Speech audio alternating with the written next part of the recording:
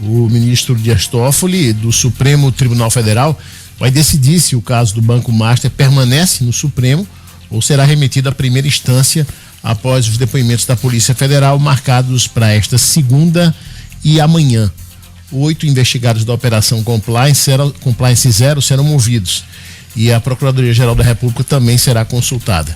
O processo está no Supremo por causa da citação do nome do deputado João Carlos Bacelar, do PL da Bahia, que tem foro privilegiado. O nome do parlamentar apareceu em material apreendido pela Polícia Federal, mas até agora não há provas da participação dele no suposto esquema. Ao assumir o caso, Toffoli suspendeu os andamentos em outras instâncias e manteve válidas as investigações já feitas. As apurações apontam indícios de organização criminosa, gestão fraudulenta de instituição financeira, uso de informação privilegiada, manipulação de mercado e lavagem de dinheiro. Deixa eu ler uma nota de defesa. O procurador que defende Toffoli, o Gilmar Mendes, publicou uma nota mais cedo no Twitter dele. O ministro Dias Toffoli tem uma trajetória pública marcada pelo compromisso com a Constituição. Eu não sei se ele está falando do mesmo Dias Toffoli, mas começa assim a nota. E com o funcionamento regular das instituições. No exercício da jurisdição, sua atuação observa os parâmetros do devido processo legal e foi objeto de apreciação da PGR, que reconheceu a regularidade de sua permanência no caso. A preservação da independência judicial e o respeito às instâncias institucionais são condições indispensáveis para o diálogo republicano e para a confiança da sociedade nas instituições. O que a nota, fecha aspas, o que a nota do ministro não enfrenta, o que ele não quer enfrentar, é como é que fica o Supremo diante de tudo que nós estamos conhecendo, que parece ser a ponta do iceberg. Porque a história que está sendo contada de como Toffoli é praticamente o dono de um resort que esteve no nome dos irmãos e que esses irmãos fizeram negócios com fundos administrados pelo Banco Master, é evidente, isso por si só causaria em qualquer república séria motivo suficiente para ele ser afastado do caso. No material... Do caso, não. Do Supremo. Do cargo.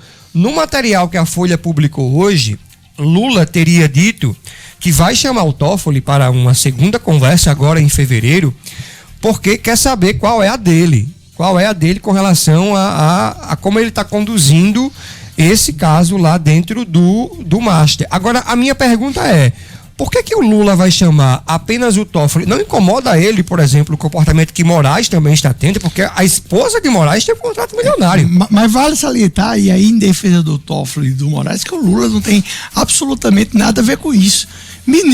Presidente da República não chama ministro do STF para ele prestar contas dos seus contratos ou das suas decisões. Isso cabe ao Senado Federal. Aí tá. Hoje o presidente, vale mencionar, decidiu intermediar um aporte de 400 milhões do Fundo Previdenciário do Amapá nos papéis do Master. Pois é, então isso passa pelo Senado, que demonstra uma fraqueza gigante. Eu não vejo o que é que o Lula possa fazer nesse caso, e o que vier a fazer está fora do regramento constitucional. Vocês lembram de toda aquela insatisfação do Alcolumbre, do Davi Alcolumbre, com a indicação do Messias, para o Supremo Tribunal Federal. Quem era o candidato do presidente do Senado, Davi Alcolumbre, como a gente sabe, era o Rodrigo Pacheco, né? Essa conversa que o Lula teve, uma conversa dura que o Lula teve com o Toffoli, e que vazou essa história do Lula tá dizendo até que o Toffoli deveria pedir para sair do Supremo Tribunal Federal, para colocar quem? Ele teria outra vaga, que seria o do ministro do Senado. O Rodrigo Pacheco. É isso que está sendo engendrado também. Claro que é. E aí o Senado todo quer isso, porque o Senado mas aí você vê como uma moleza institucional, um passamento de pano. Vocês acham que Toffoli iria cair sem espernear? Pois é, eu acho, só se for muito batom na cueca. Eu não acho que o Toffoli não vai cair sem espernear. Mas você sabe qual é a leitura que eu faço? Eu tenho a leve percepção de que dos ministros que estão no Supremo Tribunal Federal, Toffoli é o mais frágil do ponto de vista institucional. Acho que todos os outros ministros têm um peso muito grande, mas me parece que o Toffoli sempre foi o patinho feio do Supremo Tribunal Federal, sempre foi o mais fragilizado, entendeu? E eu acho que isso aí que está acontecendo com o Toffoli é bem complicado. Eu acho perfeito seu comentário. Pro Lula chegar, porque só para a gente dar uma contextualizada, o Toffoli foi indicação de Lula, tá? Toffoli foi indicação de Lula. E me parece que de todos os ministros que estão ali, na cabeça das pessoas que militam no judiciário, Toffoli é o que tem menos conhecimento, né? Como falta repertório para ele. Não, mas como é que chama para você ser do Supremo? Saber jurídico, notório saber jurídico. Notório saber jurídico, né? Porque ele fez 2 concursos para juiz. E foi reprovado, né? Foi reprovado. E é perfeito. E a imagem do Toffoli, para mim, é uma leitura minha, pessoal, é que daqueles ministros que estão ali dentro do Supremo, independente do Zanin, que entrou agora, dos outros ministros, a figura do Toffoli, para mim, é que é a mais frágil dentro daquele contexto do Supremo ali. E eu concordo com isso, porque o padrinho do Toffoli foi o Lula. E foi o mesmo Toffoli que negou a ida de Lula. Eu não sei se foi o enterro do irmão ou do neto. Foi o Toffoli. Do neto. Do irmão, não? Do irmão ou do neto. Um dos dois. Morreu o irmão e o neto. Morreram os dois. Morreram os dois. Mas eu acho que foi do neto que o Toffoli não deixou o Lula ir. Tanto é que dos 11 ministros, todo mundo sabe que até o André Mendonça e o Nunes Marques gozam de mais prestígio com Lula do que o Toffoli. Toffoli, quando conseguiu encontrar com Lula, que foi ali na diplomação dele no TSE, a primeira, Toffoli apertou a mão dele e pediu desculpas, foi amplamente noticiado na época, agora em 2022, dezembro de 2022, por não ter liberado o Lula. E desde então, Toffoli vem tentando de todo jeito se reaproximar de Lula. E quando você diz que ele é o mais fragilizado, eu acho que foi isso, porque ele chutou, ele no momento aí, ele basicamente abandonou o Lula, porque uma canetada dele teria liberado o Lula para comparecer, e eu acho certo, porque bandido vai para... Né? E aparentemente o presidente Lula ainda não... Velório do irmão, o Ciro está confirmando aqui. Não engoliu essa traição. Engoliu não, porque nessa matéria da Folha, e é importante a gente observar isso, tá? As pessoas que participaram da reunião fizeram, na minha avaliação, com a autorização do Lula, liberar o conteúdo da conversa para a Folha de São Paulo. Uhum. E aí, nessa reunião, Lula teria dito assim: é a sua chance de reescrever sua biografia. Se é a chance de reescrever a biografia, suponho então que Lula não aprova a atual biografia do Toffoli. Isso. É isso aí. O presidente Lula tem demonstrado irritação com a atuação do ministro Dias Toffoli na condução do inquérito do Banco Master. Segundo o jornal A Folha de São Paulo, em conversas reservadas, o presidente criticou a condução do processo e chegou a mencionar que Toffoli deveria considerar deixar o Supremo por renúncia ou aposentadoria. Apesar disso, interlocutores avaliam que Lula não deve fazer um pedido direto de afastamento, embora uma nova conversa entre os dois não esteja descartada.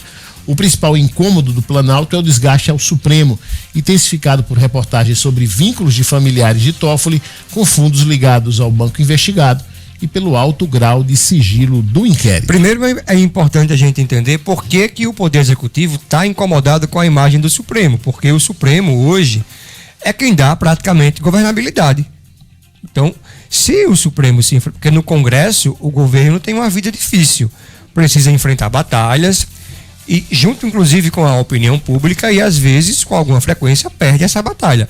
Vamos ver aqui o caso nos últimos anos de como o Supremo acabou tomando decisões que ajudaram o governo a construir algum tipo de discurso que teve ganho político para ele. Então, a preocupação do Lula neste momento com a imagem do Supremo é a preocupação com um aliado, em manter um aliado forte. Tanto é que qual é o plano dele dane-se governadores, dane-se, ele quer eleger o maior número de senadores, porque é ao Senado que compete fazer algum tipo de intervenção sobre o Supremo Tribunal Federal. Então essa é a preocupação do presidente. Ponto 1. Ponto 2, o próprio Supremo Tribunal Federal parece que não vai se autoconter, como o Fachin disse hoje no jornal O Estado de São Paulo. Ele sugeriu a autocontenção, mas o que saiu ali da entrevista é que ele disse que tem maioria para aprovar um código de conduta, mas... Não tem pressa, não. Não tem pressa, porque também entende que é um ano de eleição mas no Brasil tem eleição um ano sim, um ano não, sabe? Não faz sentido esperar por uma eleição para discutir e aprovar um código de conduta para o STF. E tem outra coisa que é muito sério o que a gente está falando, porque o Toffoli tem 58 anos. A idade do Toffoli hoje é 58 anos. E ele tem aí até os 75. Ele pode sair antes. Mas ninguém abre mão de 17 anos de poder no STF. É muito estranho, né? A ex-mulher dele, Toffoli, há muito tempo ele já disse que ele era casado até o começo do ano passado. Ela dava a ele R$100 mil por mês, né? Declarado mesmo, de ajuda, porque ela tinha contratos muito enormes. E foi o Toffoli que, com ela advogando, que tirou uma multa de 10